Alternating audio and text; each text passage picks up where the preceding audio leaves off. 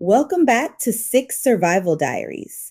As you all know, it's Velvet, and this episode will be referred to as Good Enough to Help, but Never Good Enough to Need Help.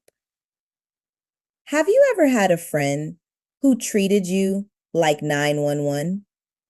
Every emergency, every crisis, every bad decision, every breakup, every overdue bill, every time life punched them in the face, somehow your phone was the first one they called. But the minute you needed something, suddenly they're busy. Suddenly they're tired. Suddenly they're unavailable. Yeah, I had a friend like that. And it took me almost 10 years to realize I wasn't really a friend. I was a resource. We'll call her Monique. And for almost a decade, I showed up.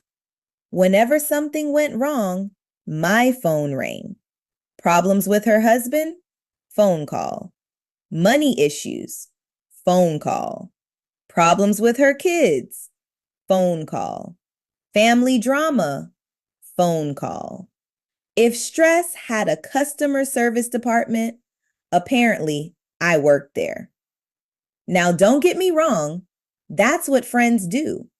Friends support each other. Friends listen. Friends help. At least, that's what I believed. Every time she called, I answered. If I missed it, I'd call back. I'd listen for hours. Sometimes I'd start the conversation making dinner and end it scraping burnt food out of a pot. That's how long these calls could be. And honestly, I never questioned it. Because if I care about you, I show up. Simple. But after a while, I started noticing something. Whenever I needed something, there was always an excuse. Not huge favors, little things. One time I asked if she'd help braid my son's hair. Now, before anybody laughs, yes, I can braid now. Life turned me into a hairstylist against my will. But back then, I couldn't. I asked her more than once. Every time, I'm busy. Maybe next week. I'll let you know. You know those people who never actually say no, but somehow the answer is always no? That was Monique. Eventually, I stopped asking. I sat down and taught myself. Apparently, YouTube was more dependable than my friendship. And that's when something shifted. Not anger, not resentment, disappointment. Because once you notice a pattern, you can't unsee it. Whenever she needed me, I was expected to be available. Whenever I needed her, availability became a luxury. Then came the moment that changed everything. One day, she called me in complete panic. She was behind on rent, overwhelmed, didn't know what she was going to do. Now understand something. I'm funny with money. I've had people steal from me, lie to me, take advantage of me, so I don't lend money easily. But this was someone I'd known for almost 10 years. So I helped. I lent her $1,000. She promised she'd pay me back within 2 months. Done.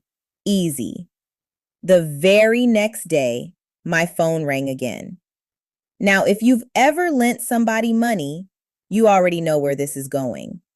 She needed another $400. Different emergency, same promise. So now she'd borrowed $1,400. And once again, she swore she'd pay me back. Do you know how much money I ever saw? Not $500. Not $100. Not enough for a coffee. Not one red cent. Nothing. 2 months passed. Nothing. 6 months.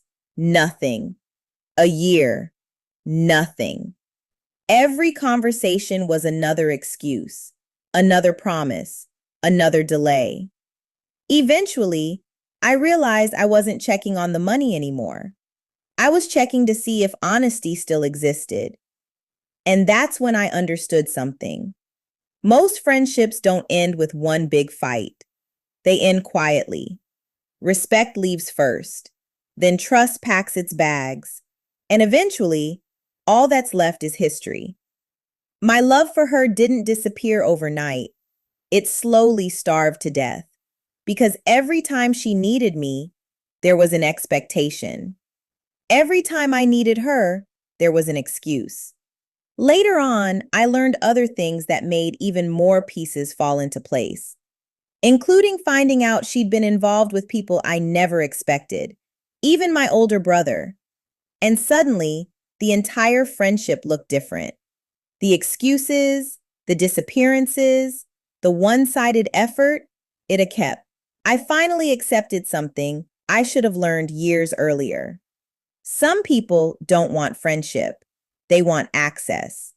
Access to your time, your energy, your support, your resources. But the moment the roles are reversed, they disappear. And that's not friendship. That's a subscription service. Somehow, you're the one paying for it. So eventually, I stopped calling, stopped reaching out, stopped expecting anything. And honestly, the silence told me everything I needed to know. Because people who value you notice when you're gone. People who only value what you provide notice when the service stops. And those are two very different things. Helping people isn't the problem. I'll probably always help people. But now, I pay attention to reciprocity. Because loyalty isn't measured by who calls you during a crisis. It's measured by who answers when you're having one. And sometimes, the most expensive lesson you'll ever learn has nothing to do with money. Sometimes, it tops 10 years. And if you have a story you'd like to share, you can always send it to the email in the description. Names, details, and identities can always be changed to keep everything completely anonymous. Because sometimes the stories people carry silently are the ones people need to hear the most. Please make sure to like and subscribe so you can stay connected for all future stories. With episode 22, We Were Raised on Lies, and We All Pretended Not to Notice, releasing July 18th at 2 p.m. Eastern Standard Time. Real stories, real survival, real people.